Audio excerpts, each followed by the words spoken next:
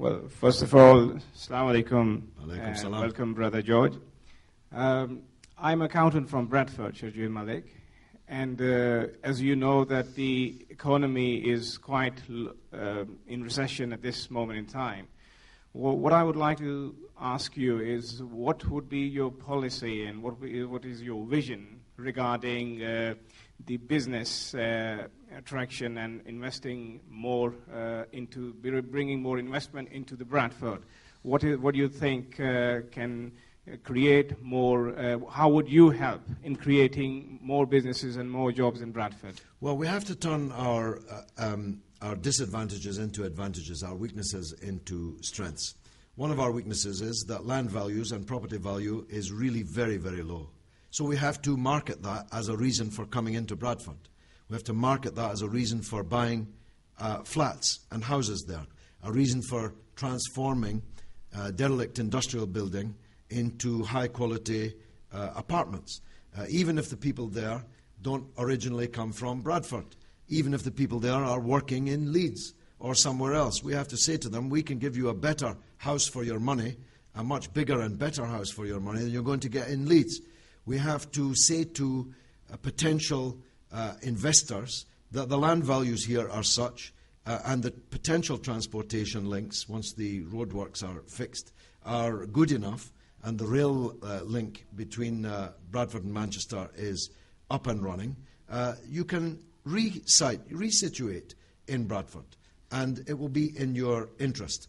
We have to turn this potential asset of a vast youthful population, biggest in England, with half of the people being under 25 in just 8 years from now, into a selling point. We have to say we have the most youthful, vigorous, energetic, and potentially dynamic workforce in England. Come and invest, open a factory here, bring jobs here, and we'll produce a youthful workforce for you that will be able to work for you for the next 40 years. You know that employers want long-term bets, and they want to employ young people, train them, and retain them. And we can offer that. The retail sector in the city centre is a complete disaster. I mean, even the payday loan shops are closing because not enough people have got a payday in order to repay their loan. But the pound shops are proliferating.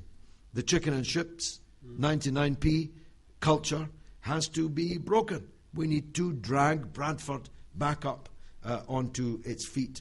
And I think that needs a strong voice. It needs a person who will be heard. It needs a person who's well known, a big figure, not another councillor. We've got so many councillors representing Bradford in Parliament, and nobody knows them. And the point I'm making, if I'm elected on Thursday, everybody in the country will know about it. Everybody in the country will be talking about it.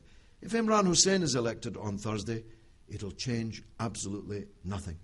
Thanks, George. I'll take one more call from Mubarak Iqbal in Bradford, and then I'll come to Brother Fiyaz Rashid. Assalamu alaikum ji. Could you please ask your question, Mubarak Iqbal Saiba?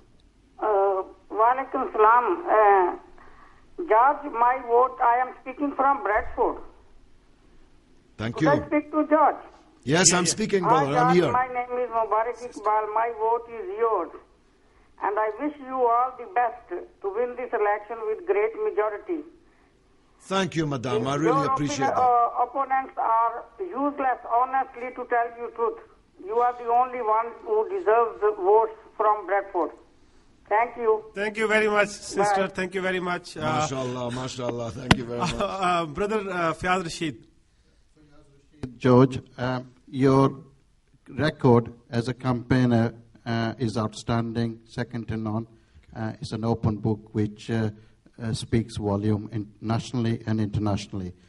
You've touched upon some of the issues of the social ills which Bradford West community members face on a daily basis in terms of poor housing, failing education standards, high unemployment amongst young people, and the image of Bradford regionally and nationally.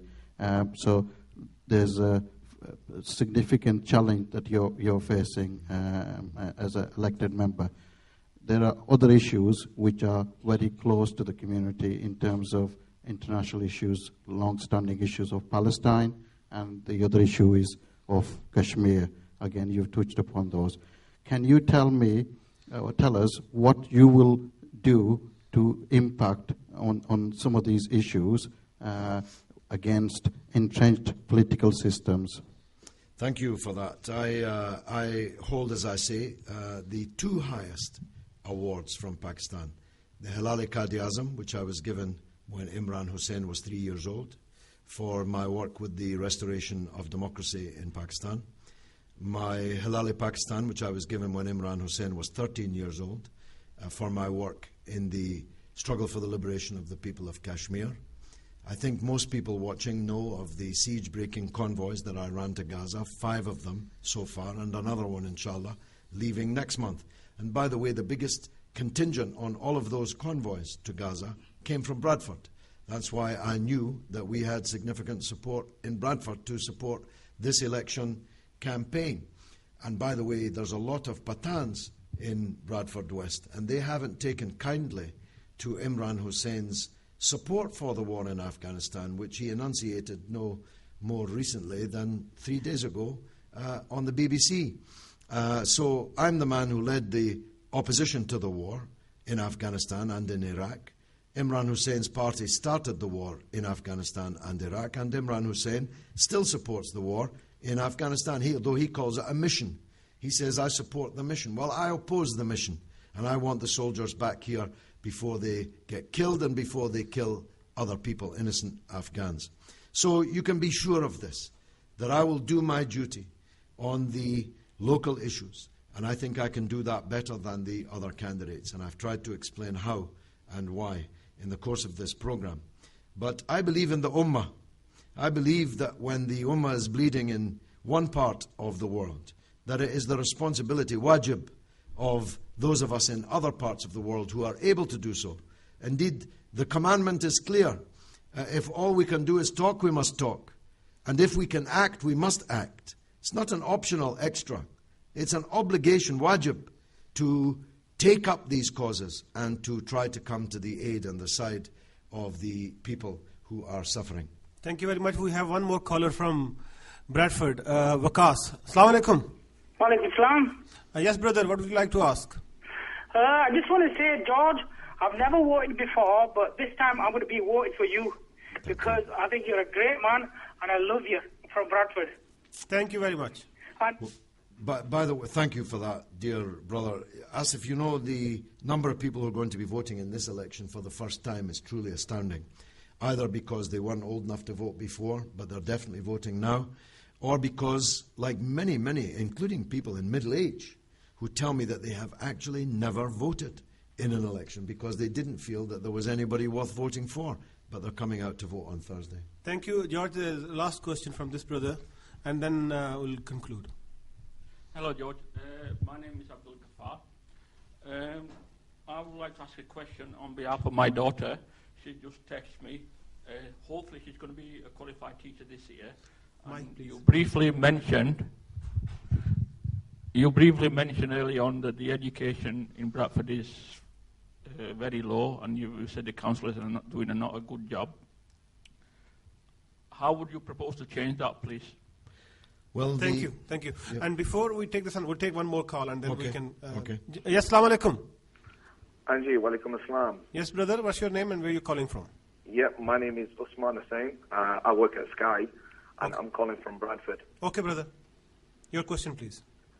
Yeah, my question to George Galloway. First of all, I'd like to say it's an absolute pleasure being able to speak to yourself. I've been looking into the work that you've done, and I'm thrilled that you're actually supporting Bradford. It's a great thing and a positive thing. Now, I originally come from Bradford, and I commute daily to London on a day-to-day basis for my work that I do at Sky. At the moment, the links to and from London are a bit, shallow, let's just say, in Bradford. What kind of, what kind of ways are you looking at logistics to try and bring the London connection a bit closer?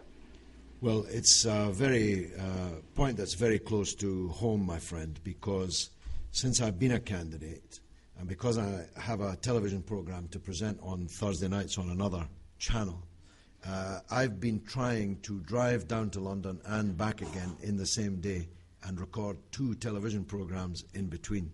And it is an absolute nightmare. The M1 in particular, that stretch around